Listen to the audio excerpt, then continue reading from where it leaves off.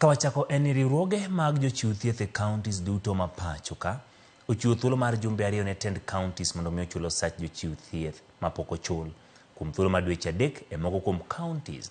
Gibogoyo tich kendo dhi ng'anyo mar sundo tend counties mondo mi ochul osarago.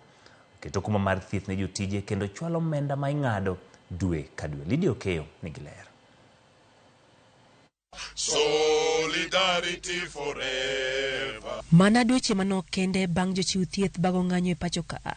Ng'anyo machielo koro limbo e counties maromo 40 mathurka. Comrades, power! Power! E twak margi gi jofwambo, riwruoge mag jochiw thieth omiyo counties maromo 40 jumbe 2 mar chulo osach jochiw thieth ma oselewo kuom dweche maromo 3 e counties moko ka koro gibuono tend counties mondo duok chenro mag thieth e sirkal mamalo kata chenro mag thieth koro tamogi. Some counties have not paid salaries to the tune of 3 months.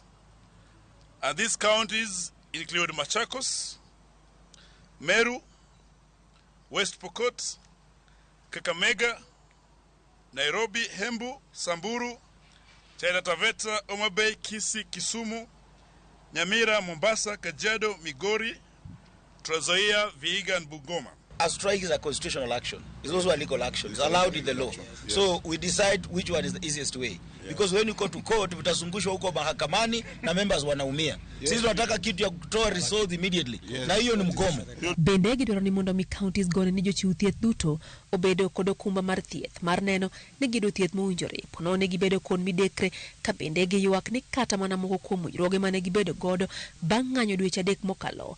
And therefore, as much as they work in these hospitals, they are unable to support themselves and to get the care that themselves provide.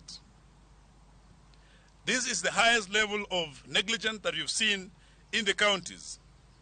Despite the recent strike that we've had from different health sectors, these counties have decided not to honor the agreement. Ewimano, riwruoge go dwaro mondo mi counties go chwalo omenda ma osebed ka ing'ade osach jochiw thieth e weche mag hola, riwruoge Saga, NHIF kod mamoko ka giwacho ni rem chwalo omenda go kuonde mowinjore osekelo midhiero ne jochiw thieth go. Makoro nitie mana counties moko motimo tama. Kaka county ma Taita Taveta ma pok ochulo ji state deduction kuom dweche 2. County ma Nyamira, county ma Meru, magigi timore sani to wafwenyo nitie counties moko be kaka ma Migori mabe